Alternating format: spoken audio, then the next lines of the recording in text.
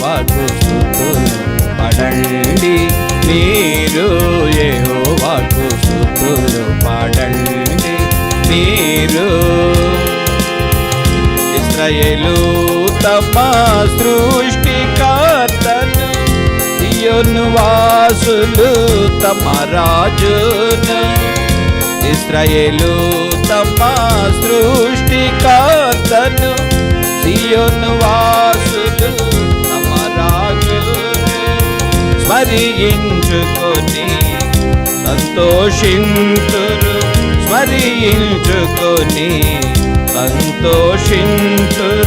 నాట్యమాడి తన స్తుతి పాడండి, మీరు యెహోవాకు స్తుతులు పాడండి, మీరు యెహోవాకు స్తుతులు పాడండి.